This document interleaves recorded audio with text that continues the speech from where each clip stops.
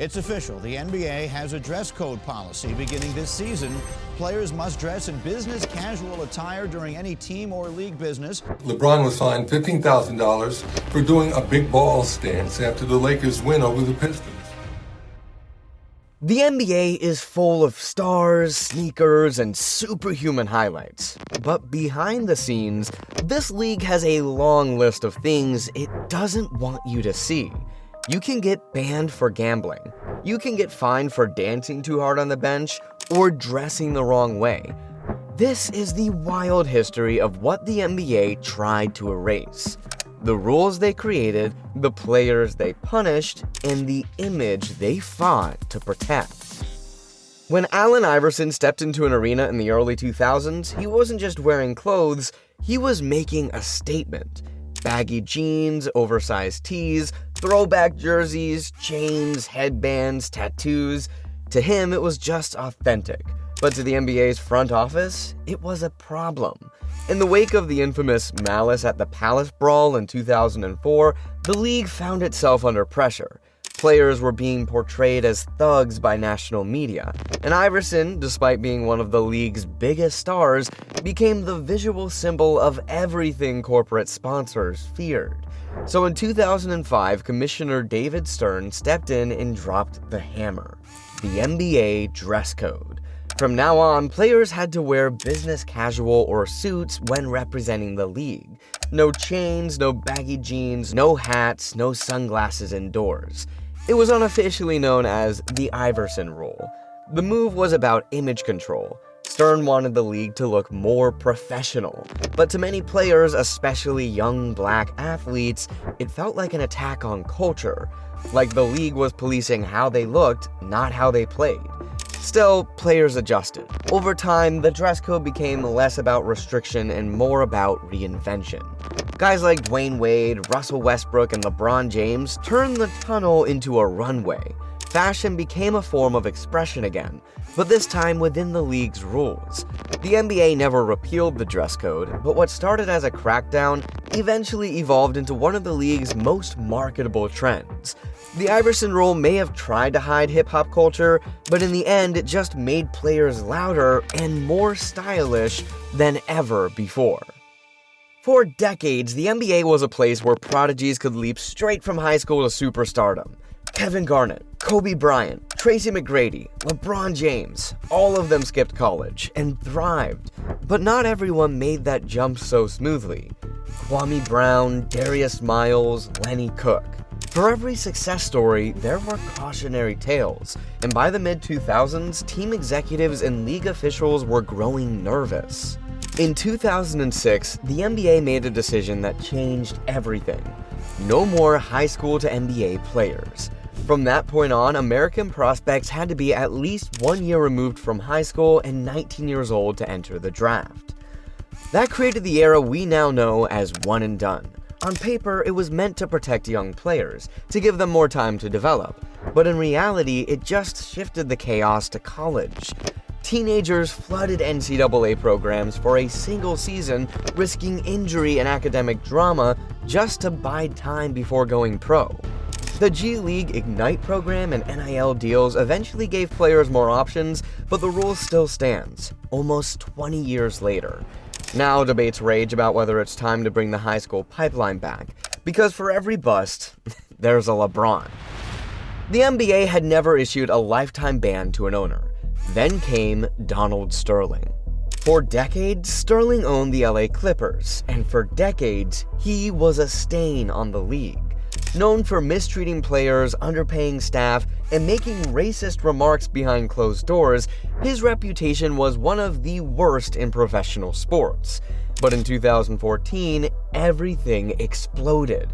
An audio recording surfaced of Sterling telling his girlfriend not to associate with black people, and specifically not to bring NBA legend Magic Johnson to Clippers games. The audio leaked right before the playoffs, and once it hit the internet, it hit everywhere. Players were furious, coaches were disgusted. LeBron James, Chris Paul, and Steph Curry all spoke out. There was even talk of a player boycott. Commissioner Adam Silver, just a few months into the job, had a choice to make.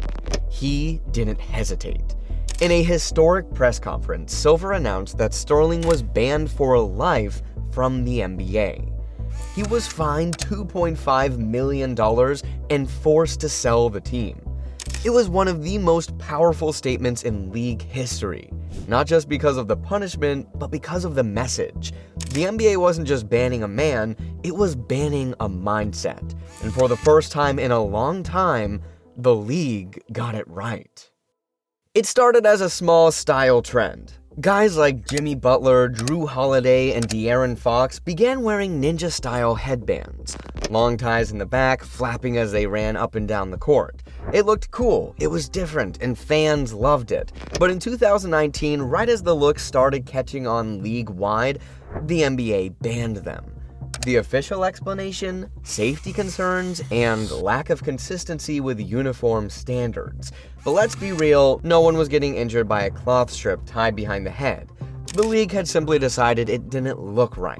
For players, it felt like another random line drawn by the front office. There had been no complaints, no controversy, it was just something new, something fun, and apparently something the NBA wasn't ready for.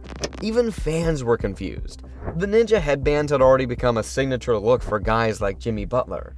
But when the season started, the league made it clear, wear them again and you'll be fined. No exceptions. Over time, the controversy faded. Players adjusted, the ninja headbands disappeared from arenas, but the ban became part of a bigger conversation about how the NBA markets individuality, right up until it doesn't. Because sometimes it's not about safety, it's about control. Most NBA suspensions are short, a game for a flagrant foul, a week for fighting, maybe a few more for violating team rules, but when the league bans a player for 2 years, it sends a message. That's exactly what happened to O.J. Mayo and Tyreke Evans. In 2016, O.J. Mayo, once a top 3 pick and rising scorer, was dismissed from the NBA for violating the league's anti-drug program. Not weed, not PEDs, something worse.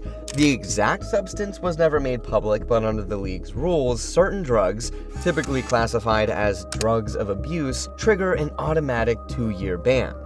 3 years later, in 2019, it happened again. Tyreke Evans, former Rookie of the Year, was hit with the same punishment. Out. 2 years, no explanation, just gone. The NBA's drug policy is one of the most mysterious in sports. It's strict, it's secretive, and when it comes to drugs of abuse, the punishment is immediate and unforgiving. Players aren't just suspended, they're dismissed and disqualified and can only apply for reinstatement after 2 full years. Some never return. O.J. Mayo hasn't played an NBA game since. Evans eventually came back, but the momentum was gone. The league had moved on. In a sport where image is everything, the NBA's approach to drug violations is harsh by design. It's not just about punishment, it's about protection. The league has worked hard to polish its brand, and anything that threatens that image gets erased fast. These bans weren't just about what players put into their bodies, they were about what the league didn't want associated with its name. For years, it was one of the ugliest strategies in basketball, and it actually had a name: Hack-a-Shaq. The idea was simple. If a player couldn't shoot free throws, foul him on purpose. Again and again and again. It started with Shaquille O'Neal, whose career free throw percentage hovered around 50%. Opponents figured out they could slow the game down, disrupt the Lakers' rhythm, and turn every possession into a free throw parade. It wasn't just annoying, it worked. Soon other poor shooters became targets too. Dwight Howard, DeAndre Jordan, Andre Drummond.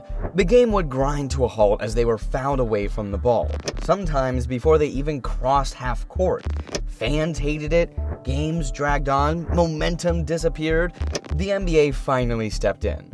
In 2016, the league changed the rules. If a player is fouled away from the ball in the last 2 minutes of any quarter, it results in 1 free throw and possession, not just 2 shots.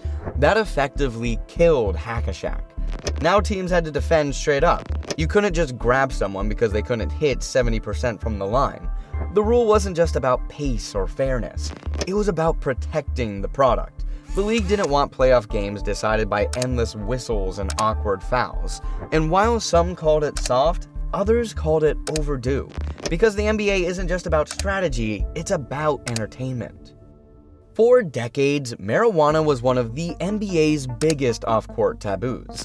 The league tested for it, suspended players for it, and fined anyone who even hinted at its use. Guys like Cliff Robinson and Rasheed Wallace were quietly punished. Others like J.R. Smith, Matt Barnes, and Kenyon Martin became known for their off-court habits almost as much as their games. But over time, the stigma faded, society shifted, and so did the science. Players began speaking out. Former pros like Al Harrington and Kevin Durant openly discussed using cannabis for recovery, anxiety, and pain relief. Even David Stern, before his passing, admitted the league's stance on weed was outdated. Then came the real change. In 2020, during the COVID bubble, the league suspended marijuana testing. Officially, it was labeled temporary, but testing never returned. And in 2023 CBA, the NBA made it permanent. No more marijuana bans. Players could use freely, no fines, no tests, no statements needed.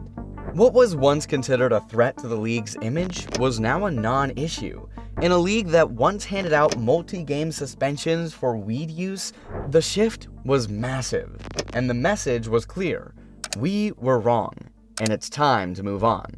Because sometimes what gets banned in one era becomes accepted in the next. It's one of the most iconic stories in sneaker history. In 1985, the NBA reportedly banned Michael Jordan's sneakers, the black and red Nike Air Jordan 1s, for violating the league's uniform policy. The rule at the time required players to wear mostly white shoes that matched the rest of the team. Nike saw an opportunity. They leaned into the controversy, releasing a now legendary commercial that showed Jordan wearing the shoes while a narrator warned, "The NBA threw them out of the game. Fortunately, the NBA can't stop you from wearing them." Nike even paid the $5,000 fine per game just to keep MJ in the kicks. It was genius marketing, rebellious, edgy, and perfect for a rising superstar like Jordan. But here's the twist. It probably wasn't the Air Jordan 1 that was banned.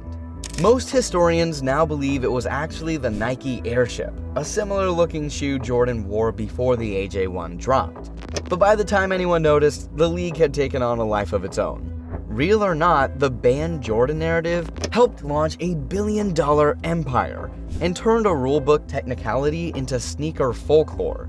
Sometimes what the league bans becomes a brand's greatest weapon. It sounds ridiculous, but yes, in the NBA, you can get a technical foul for celebrating too hard. Over the years, players have been teed up for flexing after a dunk, hanging on the rim too long, walking onto the court in celebration, dancing on the bench, wearing sunglasses indoors, even pretending to use binoculars from the sideline. The league's reasoning: taunting and unsportsmanlike conduct. They don't want bench mobs spilling onto the court. They don't want blowout celebrations crossing the line. And they definitely don't want role players trying to go viral at the expense of the game's image. But critics argue it's too much, that the league is sanitizing personality, killing the joy, trying too hard to control emotion in a sport that thrives on it. Still, the rules remain. Celebrate too loud and it's a fine. Do it again and it's a tech. In today's NBA, there's a fine line between hype and violation. Because apparently, too much fun is a problem. If there's one thing all these bans have in common, it's this. They're not just about rules, they're about control. The NBA is a business, a billion-dollar brand that carefully curates its image. And when something threatens that image, it doesn't matter how small or silly it seems, it gets removed. Sometimes it's about safety, sometimes it's about style, and sometimes it's about keeping the spotlight exactly where the league wants it. But if history tells us anything, it's this. What gets banned in one era becomes the legend in the next.